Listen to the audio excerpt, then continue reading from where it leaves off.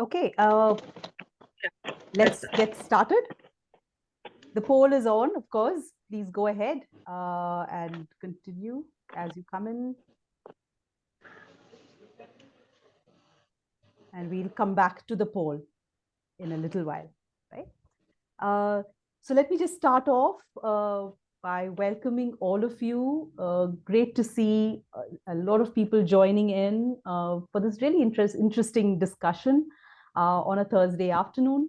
And I'm looking forward to hearing what the panelists have to say. They're all from different fields, which is itself an interesting group. And let's see how what kind of thoughts emerge, right? I'd encourage all of you as participants, please do be participative. We'd like you to, keep putting in your questions in the chat window, which we will monitor. So, go ahead and use that, and we'll get started. All right. Before we, sorry, I'm just trying to navigate. Yes, let me just do a very quick introduction to Unfold Consulting. Unfold, your host for this webinar today is a boutique consulting firm. We work with organizations across the sectors, irrespective of size, irrespective of which industry or sector they belong to. And our space of work is really in working with organizations to help build winning cultures. So that's what we're passionate about, and culture in all its manifestations. Today, we're talking about culture from a particular aspect, and that is the culture of innovation. Entrepreneurship in specific, given that we are largely from a corporate background, has been something that we've been thinking about, discussing, and really that's a strong pillar for us, especially over the last 6 to 7 years. A lot of our work has focused on how do we work with organizations to strengthen, build, and recognize internal employee ideation, innovation efforts that organizations are taking to spark, encourage, and drive such behaviors. And we'll come to a little bit more about why we do that as the conversation goes. Two of our large properties in this area. One is the Entrepreneurship Conclave. We are actually in the 6th year of running the conclave. We started off in 2017. We've had online versions as well when the need required us to do so. The last year was our first back to a physical event, which really has rekindled our own motivation to continue this conversation and even take it further. And one of the directions that we've taken it further is in introducing a set of recognition awards called the Vanguard Awards. So this is something that we are passionate about, and as we gear up to the Vanguard Awards is actually something that's ongoing right now. Nominations are open, and I'll talk a little bit more about this towards the end as we close the discussions for today. But this is all really a build up to our 6th conclave, which is happening in the month of June this year. And we welcome all of you to join us in that conclave. We're looking at every time we sort of try to push the envelope and see how do we make it more interesting for participants, how do we make this more of a learning conversation, because this is something not really a tried and tested or something that's written down in the books, right? So it's a conversation and a dialogue that needs to evolve. And that's really the direction we like this conclave to go towards. So welcome all of you to explore that and join us at the conclave that's coming up. And I would be amiss if I didn't sort of explain that beyond entrepreneurial culture, and we also work in other aspects. Two large areas is driving inclusive cultures. A lot of our work is in the space of DEI, diversity, equity, inclusion. We do a lot of work with organizations on this aspect, driving more inclusive behaviors, right, in various ways. We also do a lot of work in given where we are as a as a society, as a species, right? And so much of change and so much of disruption happening in so many different ways. How do we gear up our workforce to meet the challenges of the future? So the future-ready culture is another very important aspect of the work that we do. So that's really a little bit about us, and I'm keeping it sort of very brief. Please, log into our website to get more, information about the kind of work we do. And if you'd like to engage with us, feel free to connect with us. The information of our contact details are all up there. We'd be happy to partner with you. Right? And with that, I'm going to just hand this over. It was a quick introduction. And I'd urge again, anyone who's joining in now, I can't really see how many of you have joined in since we started. But if you have, there's a poll that's running. It's going to be open for the next couple of minutes. Please do participate if you haven't already. Yes, let me now hand it over to my colleague Samta to kick off the discussion for today with an introduction to the panelists. Thank you, Aparna, and good afternoon, everyone. As a run-up to the Entrepreneurship Conclave, Unfold is conducting a series of free webinars on this topic. Today's webinar on culture of innovation is the first in this series. We are extremely honored to have 4 stellar panelists from diverse backgrounds today. They will share their views on how entrepreneurship is relevant in their respective lines of work and how their organizations are enabling entrepreneurship. We will also try to find out how they're recognizing and celebrating stories of entrepreneurial success. Before we begin, I would like to welcome and introduce our panelists. We have with us Ms. Priya Krishnamurthy, who is the co-founder and CEO of CMCA. Since year 2000, CMCA is working to transform the youth of India into concerned, thinking, and active citizens. They do this with the help of research-backed curriculum that is taught in various schools, colleges, and rural libraries. We look forward to understanding entrepreneurship and innovation from perspective of social sector through Priya's expertise. Welcome to the webinar, Priya. Thank you, sir. Next, we have Mr. Surya Prakash Mohapatra, who has been heading talent skilling and talent transformation at Wipro for several years now. He has also worked with companies like HP and Microland in the past.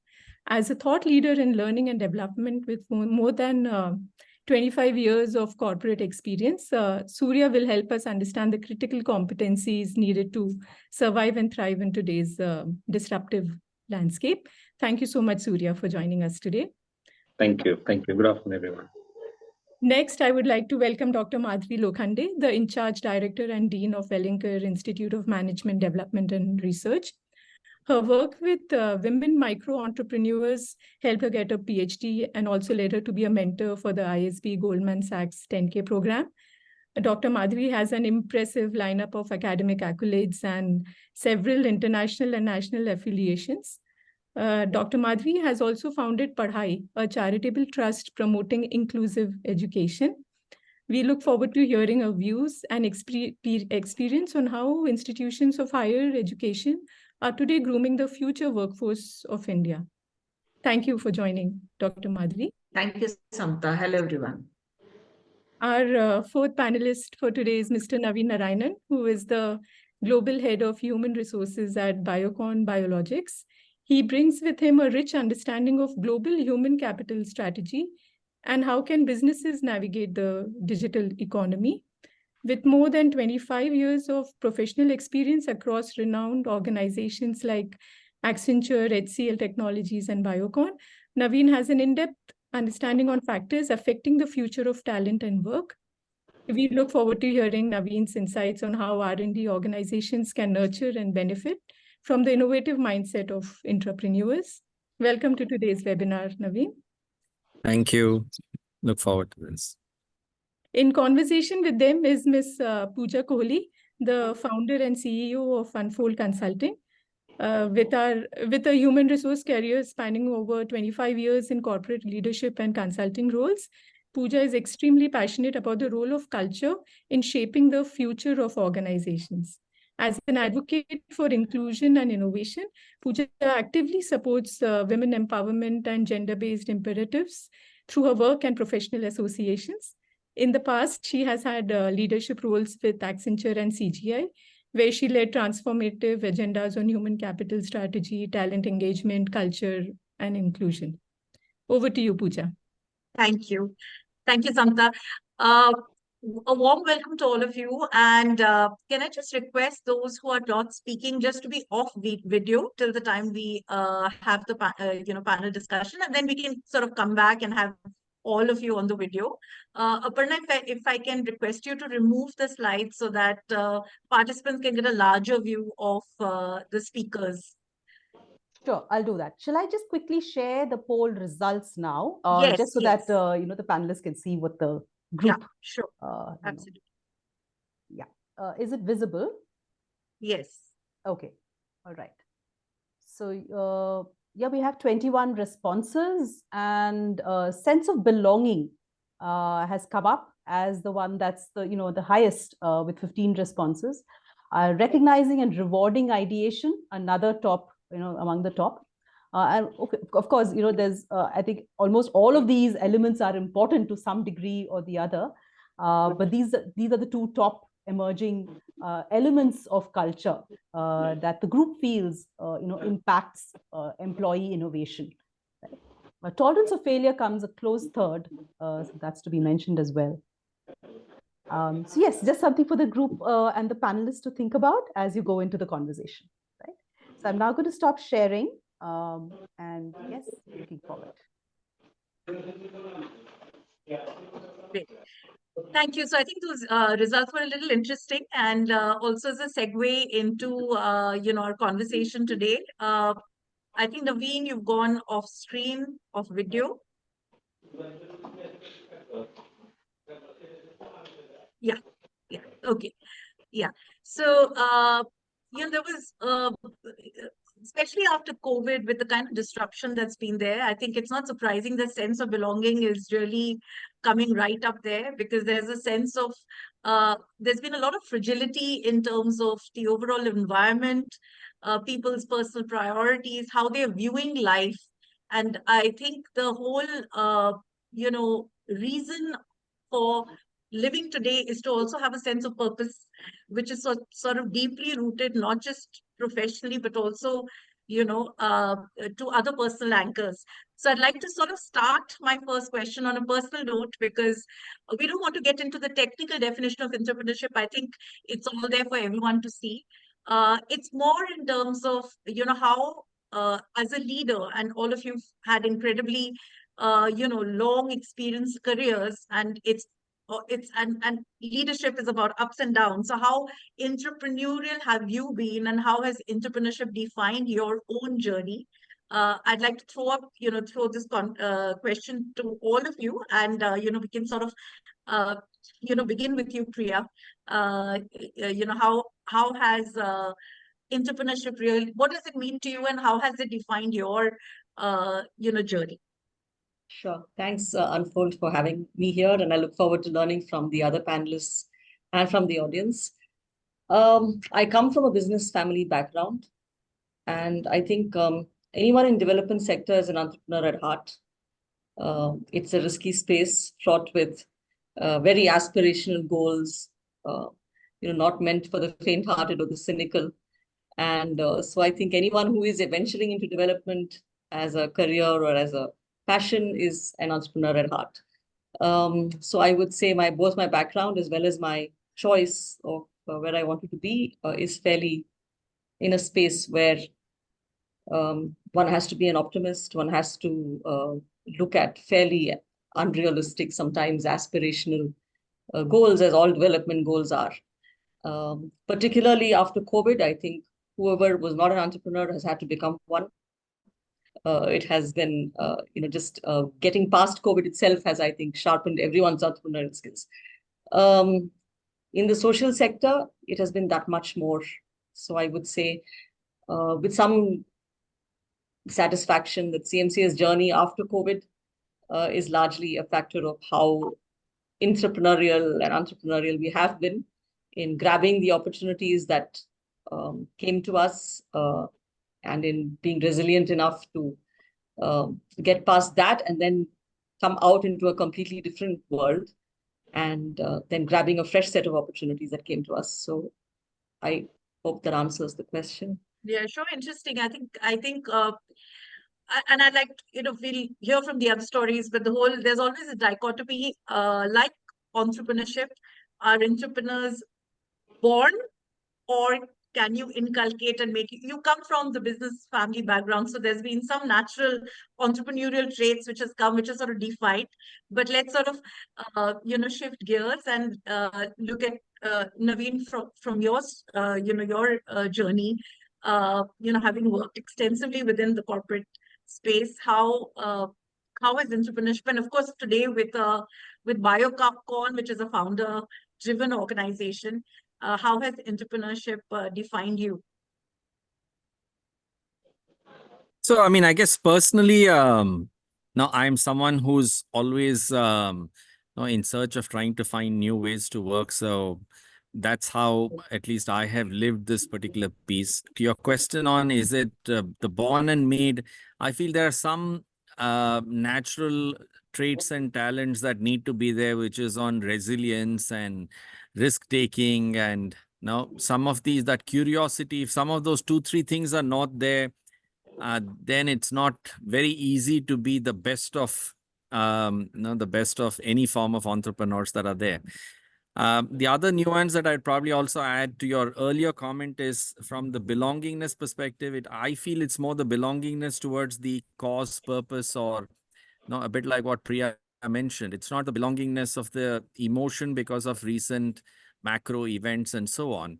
Right? If you don't feel for it, it won't come. Right? I mean, the fact that it's exactly like what Priya said, the fact that you will face 9 out of 10 times a no or a challenge is a given. And you have to kind of enjoy that process in some ways and literally find, there's some almost innate satisfaction to say that I will beat all of this. And that is, to me, I guess, comes only when you feel a certain belonging to the cause, the purpose, a place, something that is there, right?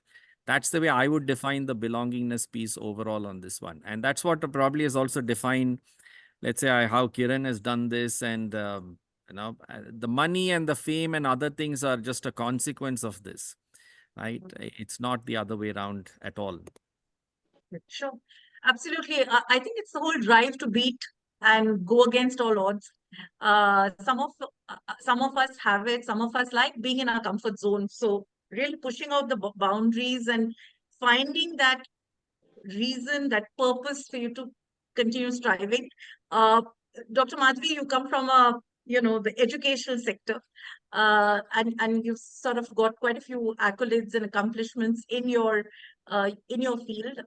So what keeps you going? What keeps that purpose for you alive, and how has entrepreneurship defined you?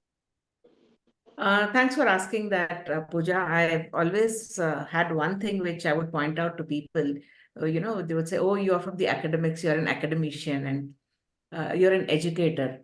But I think that's especially in higher education, that's a role which is very, very tough, because at a leadership level, you also have to serve as a role model for so many young minds.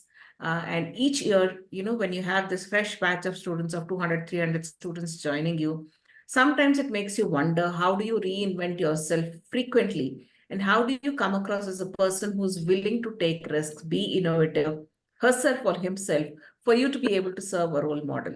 So if I had to talk about myself, I started in the corporate, but after 7 years, I've moved to education, also because somewhere I felt I had this inclination and flair towards being able to teach, coach, and also, be a part of the education system. Being part of education system, especially in the B school category, you interact so much with different stakeholders, be it corporates, be it some people from the social sector, entrepreneurs, failed entrepreneurs. And entrepreneurship becomes a part and parcel of your life, because you continuously want to sound and also live the role of somebody who is willing to learn, unlearn, and relearn. right? And that's what students also look up to. So when I started, I realized that you are required to do a PhD to be in the education sector. So I started moving towards a PhD and I started working with a lot of micro entrepreneurs. That's when this entire thing of self-help groups and all this was picking up. Now, one thing led to another. When I saw these women, especially the marginalized women who would run home-run businesses, that's why they thought of setting up something for their kids and came up. And then I started Padhai, which is a charitable trust for inclusive education. Primary focus is towards the girl child. So typically we look at the girl child who is an orphan, staying in orphanages, but has an inclination and willing to study. Having experiment with different types of pedagogy and also adult education androgyny. So I said, let's also look at something in the space of learning. And I attended a program which was called as the International Teachers Program, which taught me two things. One, that most B schools depended upon Harvard and Stanford and Wharton for their case studies. So I said, why not case studies written for Indian companies? And that led me to start writing a few cases on Indian companies. And at Wellinger, we went about and set up the Center for Case Writing. I also started working with the ISB Goldman Sachs 10K Women's Program, because by then I was also doing my PhD, working with women entrepreneurs. I suddenly developed a flair for wanting to try my hand at, folk art painting. And I said, why not Varli and why not Madhubani? One thing led to another. COVID, I said, let me learn something new. And I started learning sitar. So when I talk about myself, I would say that this passion to continuously learn or passion to continuously try out new things, be it business, be it your social sector, be it education, I think that has to be there in an individual, and that I would call as, entrepreneurship, despite whatever is the official definition. So No, that's, absolutely. that is No, what absolutely. according to me is entrepreneurship, and that's how I would talk about my journey. Sure. No, and I think it's you brought out also another bigger sense, which is you have to have fire in the belly, you have to be passionate, and you have to extend yourself, not silo yourself. So jumping from corporate to education and then trying working with different stakeholders, whether it's entrepreneurship, entrepreneurs or women or marginalized society, is the way to extend yourself. And I think the more we give, we also get. So that's how the learning and unlearning keeps happening. So thank you very much. You brought in another critical aspect, from your story. Surya, being a veteran, we heard from Madhavi, learning and unlearning, and you've been deeply ingrained in the learning space. And I know you've also extended yourself a lot to community building. So how has entrepreneurship defined your own journey? As you look back at your own career and the choices that you've made, in this space. Thanks, Pooja. I've been listening to some really great stories, great journeys in this conversation so far. If I look back, Pooja, my journey started when I was in college. I started working while I was doing my graduation. And I'm a firm believer of the fact that parents should let their kids work while they're studying right after their 10th examination. Unless you have real world experience, you'll find it very difficult to succeed in life. So that helped me. And I was so much bitten by the entrepreneurial bug that right after my graduation, I was working while studying. And after my graduation, while my parents wanted me to continue my higher studies, I started my own startup. I set up a training institute, foreign languages training institute back in Bhubaneswar those days. So that's how I started. And then I ran that institution for about a couple of years and failed miserably. And then I said, look, I need to try something else. I need to try a corporate stint and maybe possibly try and work. Then I joined a company, a training institution as a center manager in Bhubaneswar. And then I worked there for about a couple of years and made that center the best performing center in the country. then there was an opportunity for me to look at a regional role in that company and look after the eastern region for that company. And then I was asked to come to Bangalore for an interview, and then and after the discussion, the CEO of the company said, "How can you contribute if we make you if you offer you a role?" I said, "Okay, I can expand your business in the eastern region." He said, "No, I'm looking at you as a national franchisee head." So I mean, I had not imagined that, because I was just a manager of a local center, and then I was aspiring to take on a regional role, but he asked me to take on a national role. I don't know what happened. I said, yes, I will take it up. If I got some time to think over, I don't know what I would have said, but I said yes. And then the rest is history. I never came back to Bhubaneswar. I stayed back in Bangalore thereafter, and the journey continued, thereafter. I think another piece of learning here is, don't say no to bigger challenges. Sometimes probably, look at the bigger picture and then aspire for something which is larger than life. That appeared to be larger than life, but I kind of chose to pick it up. So as I continued my journey in one of my organizations where I had set up the learning function, and I ran the function, set it up globally, the L&D function. I ran it for about a couple of years, and then the divisional CEO called me and then said, "Look, Surya, now I want you to, you have been running L&D for the company for so long, and you are doing it so well. I want you to sell learning as a service to our customers." I said, "Learning as a service? I have never done that. I have never sold, learning as a service." So, all my efforts so far have been working, setting up a learning function and running a function as a strategic learning leader for the organization. The role so far has always been inward facing, taking care of people in the organization. There is now, in addition to your current role as the L&D head, you also need to sell learning as a service. I thought for a moment and I said, yes, I will do it. And that experience was life-changing. That really took me out of my comfort zones, right? I was scared when I started the journey. My boss had lots of hopes from me because he thought, since I've run this function for the company, I can run it for our customers also. But that's a different ball game altogether, right? But that was a life-changing experience, going out, selling, making a pitch to customers, the whole sales cycle, the pre-sales, the sales cycle, the winning the deal, building pipelines.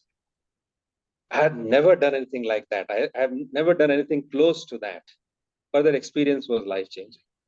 So I said, I think the experience taught me that, sometimes, it should be, why sometimes? We should always try to be comfortable with discomfort. Anything that is discomforting, we should embrace that. The outcome is going to be life-changing. I think in a nutshell, in brief, if I have to kind of, share my entrepreneurial journey, that's how I would kind of put it. 3 key learnings. Start working when you are studying. I would encourage the youngsters to do that. I would encourage the academic institutions to embed that into their programs, and have a dream which is larger, bigger than life, and be comfortable with discomfort. And that's how I would define my entrepreneurial journey. No, absolutely. And I think, being from the learning space, you've really broken it up into the 3, aspects. At one level, the best definition of entrepreneurship that I like has got nothing to do with, the technical, but it says dreamers who do. So, you dream, but dreaming for dreaming's sake has no value unless you sort of do something about it. And Yeah. we have to also embrace the butterflies in our stomach. I think there's so many times I wake up in the night when I'm sort of overwhelmed, and there's, and you feel scared, but over a period of time, you realize that that's also pushing you because Yes. that's also telling you that that you have this choice of embracing your fear and expanding yourself, or just moving back and saying that this is not possible. So I think really 4 brilliant stories which are brought out what entrepreneurship really means. And I'm going to sort of shift gears now a little bit into your own context, into your organizational context, because entrepreneurs are those who are within our companies. Many of them are your hidden gems. Some of them are known if they're, expressive, bold, they're out there. Many have the latent potential and need that nurturing environment, because those who are, have the, already have it, it's already visible, right? But how do you sort of build workplaces where you can get a lot of this potential out? So I'd like to, start with Naveen. Pharma being highly regulated and an industry, with lots of compliance, and of course, Biocon being a research-driven organization, and we know that R&D, what the R&D function does. So, how does entrepreneurship play out in that context, and why do you believe owning that mindset? Despite being a research-led organization and having a strong R&D approach, what is the value of entrepreneurship, for you as a role holder in Biocon? Awesome. I think the one word is, I mean, it probably makes or breaks the organization, right? What HR or what everybody else does for culture towards the organization or towards fostering this is what determines the future in a large sense. I mean, here are a few things that comes easily with life sciences in one way, right? Possibly education is the other one that comes with this. In life sciences, you have the advantage of genuinely, I mean, a free gift called purpose, right? You can genuinely say that you save lives. And I always believed in my previous jobs, I saved lives, but this one is for real. Education is probably the next closest one that you can do. I found that a lot more people are connected with personal stories around this and hence want to contribute. Right? Every time when someone finds some personal connect of some near and dear who has something life-threatening, right? That's somewhere that they find to saying that they want to do a lot more or contribute towards some of this. It doesn't come automatically, right? Somewhere the secret sauce kind of comes a little bit from that. Second, of course, is that, I mean, money is the easiest part, I feel, right? But I also feel that sometimes when, 20 years back, Biocon was very different. We were greenfield. 20 years later, we are a lot more scrutinized by shareholders and investors. And the nature of some of the entrepreneurship has changed as well, right? I'm using the word a little interchangeably, but nature of it has changed, right? People do saying that, am I going to get questioned every time, right? Well, you have to monetize your ideas, so you have to get questioned a little bit on some of these. And so there is a spectrum that I have noticed to say that the old timers talked through in terms of when it was greenfield, it was more fun, less amount of question. Now it is like a lot more review. You find the same thing with startups, right? It's more fun in the first parts of it. It's more painful once you have to make money, right? More importantly, once you have to be profitable and profitable by quarter.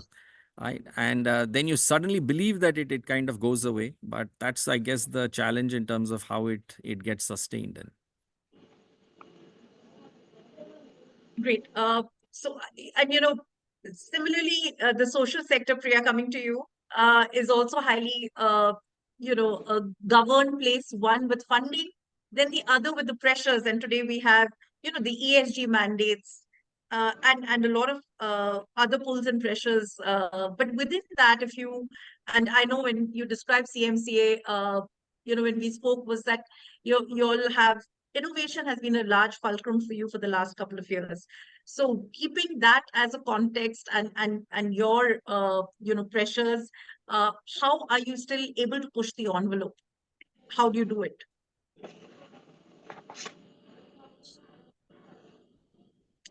You're on mute. Sorry about that.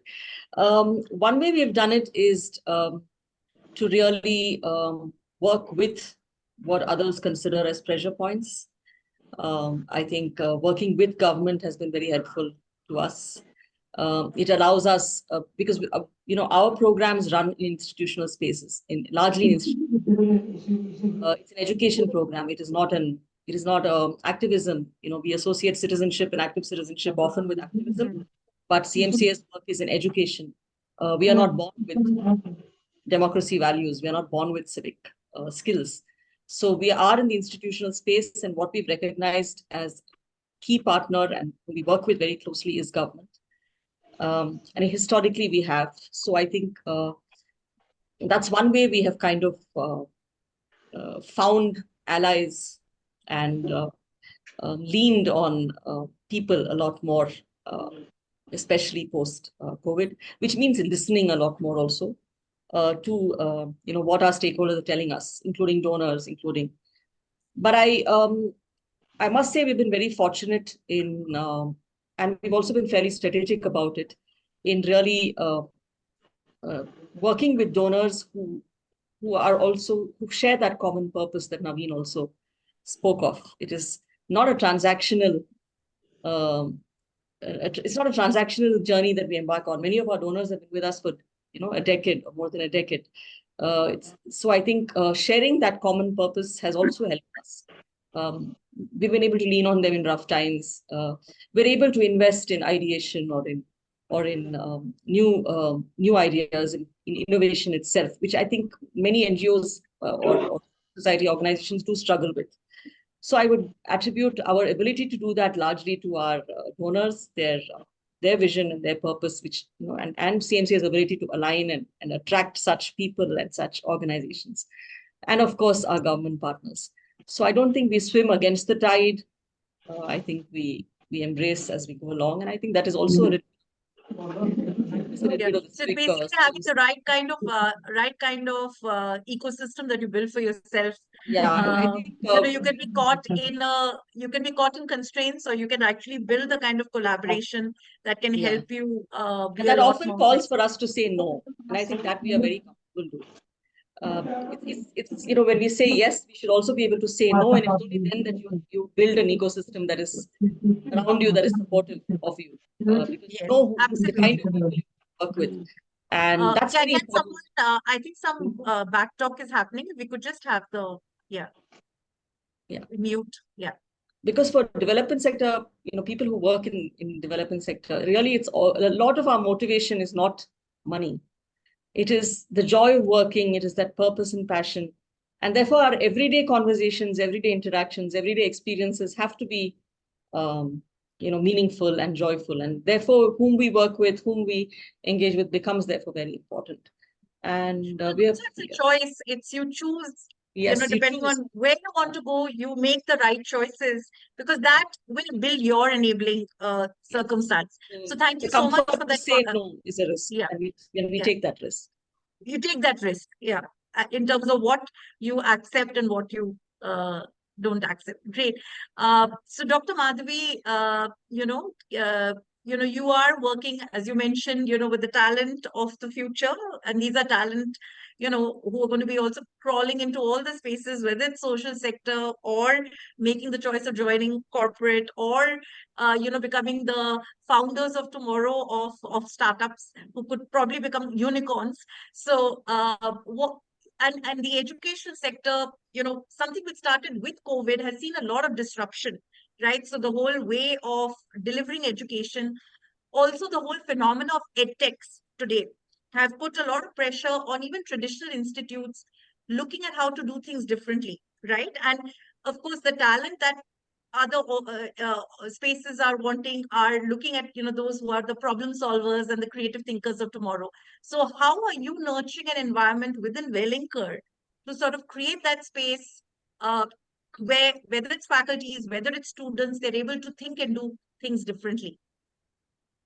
So thanks for asking that. And it's true that, whenever we talk about Industry 4.0, I always say this, that education must be thinking at 5.0, because by the time the student finishes his graduation or post-graduation and joins the corporate, he really should, not just be qualified, because qualification nowadays comes at the fingertips. You can do all your certifications and degrees sitting at home.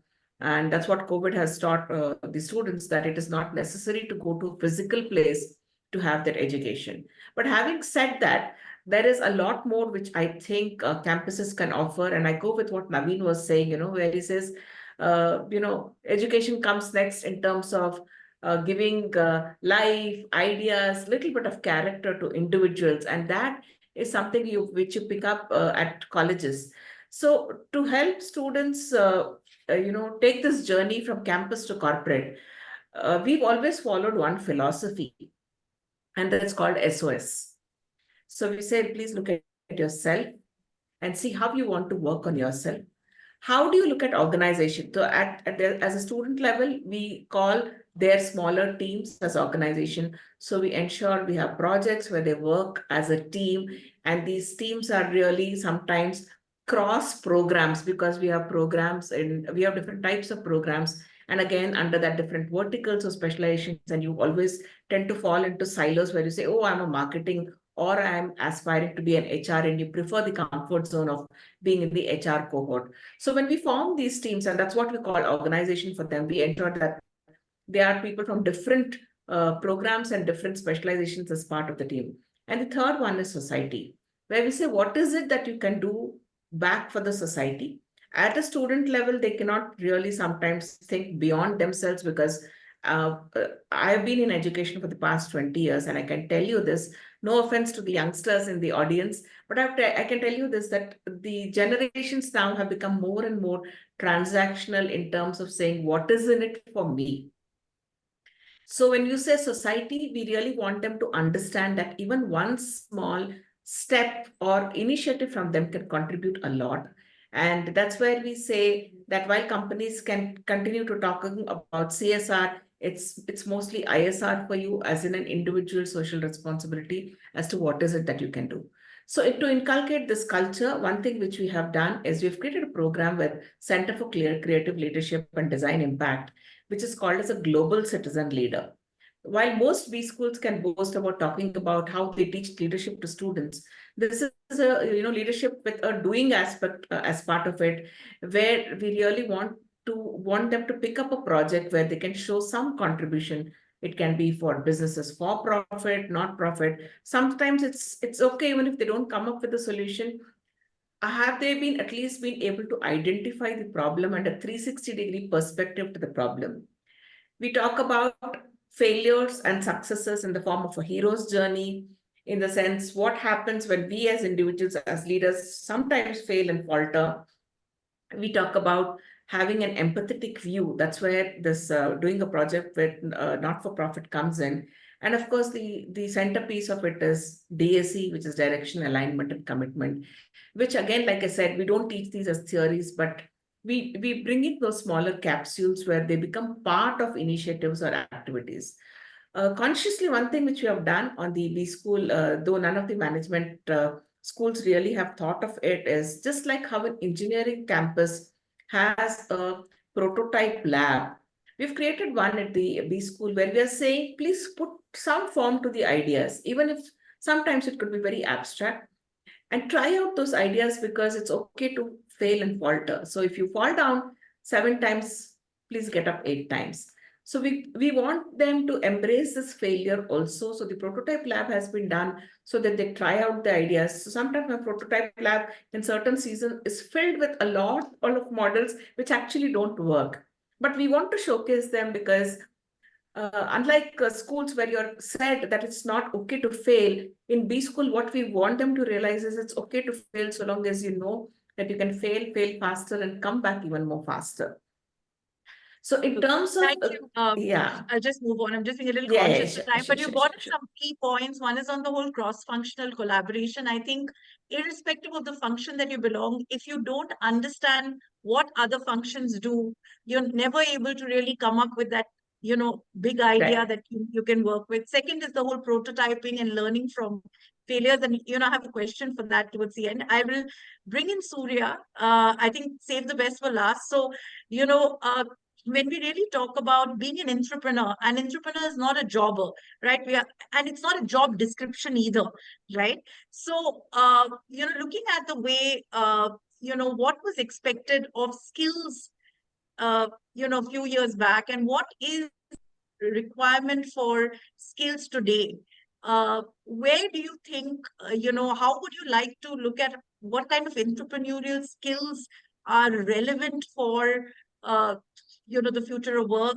And for me, when we say future of work, actually the future is today, because I don't think we are living in a more disruptive world. There can't be any more disruption than what we are already living in. So if you could sort of comment on where you believe learning and skilling is going, and with technology coming in as a big disruptor, with generative AI, being really a large conversation today, what kind of skills do you believe will be very key for thriving and surviving?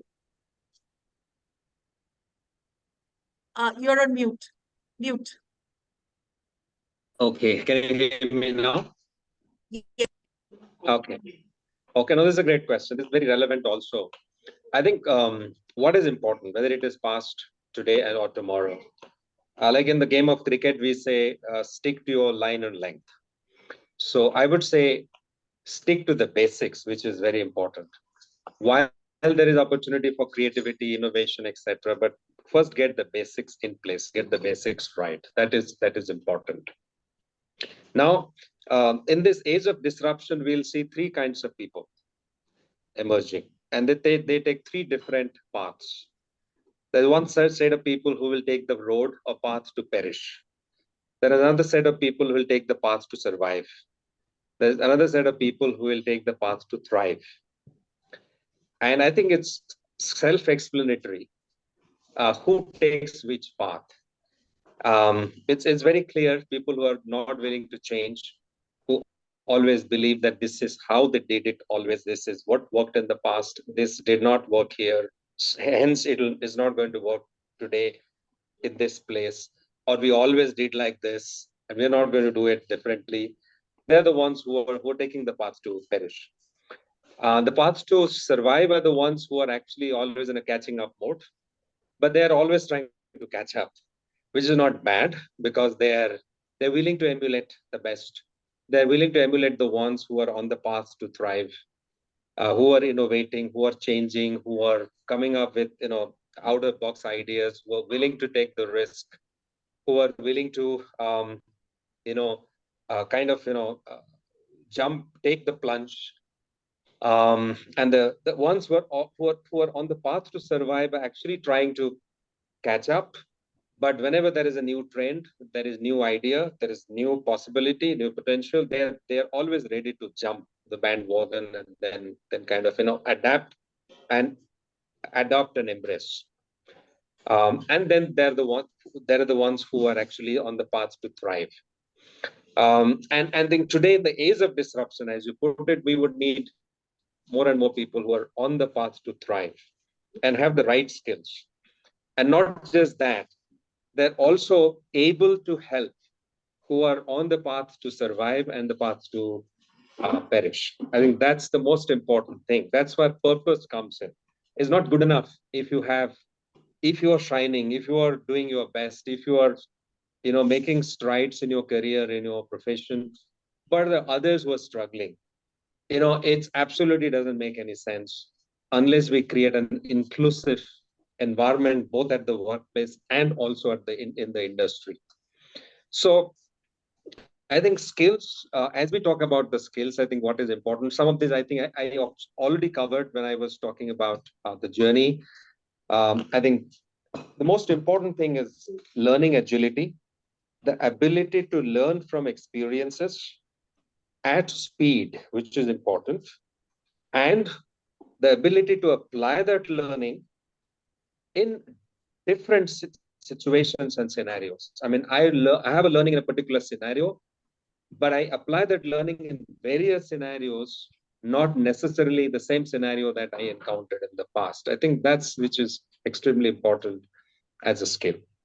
One of the important formulas that I kind of talk to when I talk to youngsters, I talk about is what I would advise or suggest young professionals to remember is the formula goes like this: Q multiplied by A is equal to I. So when we try to, so here Q stands for quality of work, quality of product, solution, services that we develop. A stands for attention, I stands for impact. If we really want to make an impact, if you really want to create impact, it's not enough to create the best in class product. We also need to draw attention of our potential customers to the product that we're developing. So attention is important. But if you only blow the trumpet and the quality is poor, that's also not going to help. So we need to really combine the two to make an impact. We have seen many professionals who have brought in the best products to the market, but their products have not really taken off. And they're the ones who have actually been very successful in storytelling and then attracting potential customers. But the product is of not substance, so they also don't succeed. So I think in today's world, Q multiplied by A is equal to impact. That's something the young professionals definitely need to keep in mind. Another important thing from my personal experience as a learning professional, and I have always told my colleagues, my team members, and I've always looked at myself I have run learning as a service for some time, but for a long period, and even today I run a learning and development function. I've always looked at myself as the lead of that function, as a CEO of a startup. And I tell all my team members that you're working for a startup. You're not working for a large multinational company. It was very interesting when Madhvi said from the switches from CSR to ISR. And I tell my colleagues that the switch now for you is from TNI to BNI. So there's no more training needs identification. Now business needs identification is the mantra. Identify what the business needs are, and then work towards delivering those business needs. Your role as a training professional is not about delivering training, creating best content, but your role as a training professional, so that's where the entrepreneurship element comes in, that you have to look at yourself as somebody, even as a leader in an enabling function, you are somebody who are solving a business problem. Very quickly, we're running out of time. Yeah, so I'll just, we'll move, Surya, there's a question out there, which was part of the thing, but you brought in a strong, flavor on business acumen. And that's where, to Dr. Madhavi, that starting with this whole cross-functional experience, but because if we don't understand what other functions do, then we are not able to connect the dots. So having that whole business acumen, being able to connect the dots, irrespective of which function or, department or project that I belong, is extremely critical. So you brought out that point very strongly. So Sindhuja, she's somebody that I co-work with at CII for Southern Region. She's asked a question in terms of the role of failure and triggering entrepreneurship, which was really, the last question. And Sindhuja, I'm sort of opening to all the panel speakers. We celebrate successes, and that is what comes to us very intuitively. But in each of our context, and we've spoken about risk taking and what entrepreneurship should be, but how do you really acknowledge failures?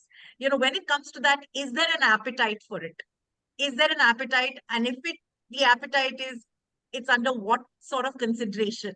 So in no random order, the question is for any of you. Is there an appetite for failure? If I might, I could start. Yes. I think in the context of India, right, and our social construct, failure, it's too loaded a word. In other cultures, failure is very much part of very much part of vocabulary, very much part of accepted.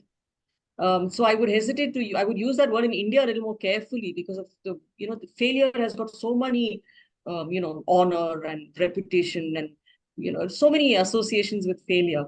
I think largely the only it's incremental success. I would say that The only thing, if we keep doing the same thing and expecting a different result, that's the only kind of failure I would really classify as failing. The appetite for failure, I think it's very lonely for entrepreneurs many times, especially in our kind of culture. The load, emotional and the psychological and the other loads that come on entrepreneurs. So it is a challenge even internally in an organization or even externally what entrepreneurs do face. So I would rather No, say you brought in a key point, which is perception and discrimination. But when we're talking a lot about inclusiveness and innovation, and that's really the language which is out there, right? How do you remove that perception about failures? Because, as you said, normalizing it. in other cultures, it's glamorous to have failed. People Yeah. actually begin the stories by saying, I have failed here, and then they build a story of who they are, right? And whereas we started from, but if we're moving towards that direction in India, if it has to become the third largest economy in 2028, today we are one of the largest startup hubs in the world. So culturally, we have to be moving that needle. So how do you remove that perception of failure? So again, Naveen, Dr. Madhavi, Surya, how do you really build that appetite, for looking at failure? And I think Priya brings in a valid point, which is it's more social than anything else, right? You grow up in a fashion where you're only expected to win, right? And if you didn't get the first rank, then there's only first and the rest, right? Yeah. That's how socially we grow. We don't value the learning. And there's again this concept that she said of loneliness is very valid, which is the same startup culture in the Valley, for example, has people which support you through some of these failures, right? There's the ecosystem is not only about the money and the idea generation and harvesting, but some of this as well, which is to manage you through some of these cycles that are there. But move it to corporate or any other place which wants it as part of their business model, right? They factored in some of these risks, right? Right. The issue that I find with many corporates is that is not that they've not factored this. They don't necessarily kind of learn from each other on the, they don't necessarily learn from each other in terms of the failure, right? I mean, it's the weakest link, I guess, is this concept of knowledge management and stuff like that. It never happens. Nobody knows each other's how not to fail, etc. But the rest of it, it's part of the business model, right? So failure is factored in. The assumption is that one out of two will fail or things like that. If it's part of the business model, right? That's there. Yeah. Yeah, so there's another aspect in terms of entrepreneurship is the cushioning and how do you manage the risk? Because entrepreneurship cannot thrive if you look at it in isolation. I think Naveen and Priya, you brought in so while culturally, looking at failure is very, it's almost as if it is your reputation and your credibility. But within an organization, how do you mitigate that discrimination and create fallback options so that you learn from failures and that becomes very, lessons is what gets celebrated rather than. So in our last entrepreneurship conclave, just to add on, before we close this segment, we had, Mercedes-Benz research. They said, we want to bring in a story of an entrepreneur, but it's going to be a story of failure. Will you give your, podium for that? And he said, absolutely yes, because the whole thing is that it's only when you experiment, you fail, you learn. Can you then really I mean, even as entrepreneurs, all of us, this is not the final version of who we are. We are constantly sort of learning, even as learning professionals, as Surya said, it's being challenged till the time you really say that this is where I've arrived. So, so there are a couple of questions if you'd like to answer, because I'm being a little conscious of time. So if any of you would like to answer in the chat window, that will sort of save time. This really brings me to the end of the segment where we want to really talk about that why are we doing the Vanguard Awards, right? Because we've sort of brought in these awards where we know that there is sensitivity of, there, but culturally, we would like to try and push society, we would like to push organizations, we would like to push other sectors to really look at how do you role model stories where you inspire more and more people on this journey and path. So I'd like to quickly leave, the last bit to Parna. Meanwhile, leaders, if you could just try and answer some of the questions, if you can type it, so that, these questions get answered. And Aparna, over to you. Yes. Thank you, Hello. Pooja. Yeah. Yes, thank you. Yeah. Yeah. That was an interesting conversation. I mean, a lot of takeaways. I've taken notes from each of you. A lot of interesting threads came out from the discussion. Which is food for thought, I think, as we all go back into our various workplaces. As a segue, right? And again, to just sort of look at what are we trying to achieve here through this culture of innovation. And one of the things that came out through the poll as well is that a culture which recognizes and rewards ideation is a culture where innovation has a greater chance of surviving and thriving, right? And through our journey with in this space of entrepreneurship and the conversations that we've been having, we've actually found a lot of great stories out there, some celebrated, some not known.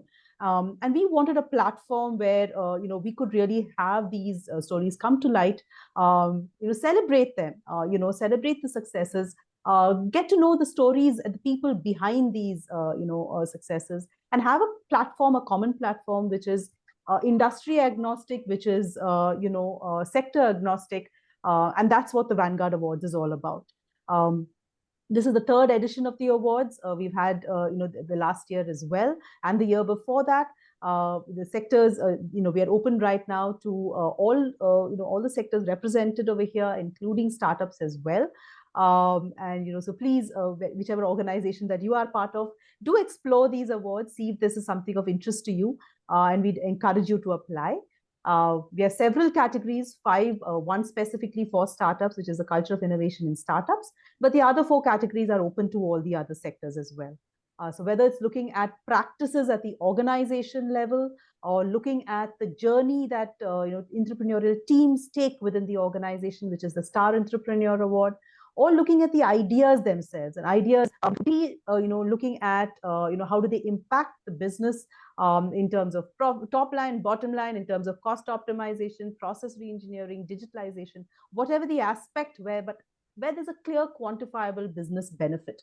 Or we're looking at ideas that have significant impact for social change, social good in various ways, right? And if you're in the corporate sector, how are you aligning towards perhaps better aligning and moving towards your ESG mandates? Are you, how are you looking at CSR spending, and where are you sort of, driving results in that area? Or if you are in any other sector, how are you looking at your social footprint? As that becomes a conversation that's increasingly taking more and more of our mind space nowadays. So that's really the various categories. I'd leave you all with this QR code, which is really where you can scan it. So encourage all of you, who joined us today and come in for this fascinating conversation. Please scan this code. This gives you more information. I've tried to be very brief and sort of give you a high-level overview, but this gives you access to the nomination forms as well. And as we heard, that entrepreneurship really is moving beyond, and a lot of times none of these stories just remain hidden. The stories of the struggles that someone got the great idea, having an impact, and we'd love to celebrate it. That's really the journey behind the Vanguard Awards, and all kind of successes as well as failures we'd like to recognize at our conclave. So while we end here, and thank you so much, leaders, for this very interesting conversation, because as individuals, nurturing this conversation, we learn so much. We don't believe we are gurus, but we are just certain catalysts where we also learn, through these discussions and conversations. This is the first of the series of webinars, and we look forward to having you with us in the Entrepreneurship Conclave as well, which is going to be in June, and the dates are going to be published soon. So thank you so much. Thank you, the audience. If you want to keep putting the questions, and if the leaders have time, we'd love to answer them. We wanted to just keep it 1 hour because attention spans are limited in a virtual environment. So we don't want to stress you out or strain you out in your workday. But if there are any other last questions, we can just take before we wrap the Our panelists discussion. have been responding to questions. So that's great. Thank Yes, you. I can see. Thank you, Surya. Thank you, Naveen. Thank you. Thank you to all in your busy Yes, schedules everyone. while traveling to be part of this conversation with us, and we look forward to engaging with you after this as well. Thank you so much. Thank you. Thank you. Thank you. Thank you. Thank you. Thank you, Thanks, Pooja. Naveen. Thank Thanks, you, everyone. all the Thank you. panelists. Thank you, everyone. Yeah. Thank you, all the panelists. Likewise. Thank Thank you. you. Would the audience, if you all want, we can do a quick picture if you'd like to come up on screen. Aparna, you can just close this. If anybody wants to come up on screen, we'd love to have you with us, see who you are, and thank you so much for participating today. Hi, Sindhuja. Thank you. Hi. Hi, Thomas. Would you like to Hi, just hi. do a quick introduction about yourselves? Yeah, I'm actually a soft skills trainer based out of Trivandrum. Sindhuja's old friend. The- So just Okay, invited me great. and I had the time, so I just joined it. Thank you. Thank you. Thank you. Okay, thank you all, and wish you all the best, and we hope to keep engaged. Thank you. Sure. Thank you. Bye. All the best, Pooja. Thank you. Thank you. Bye. Bye. Thank you, Thomas.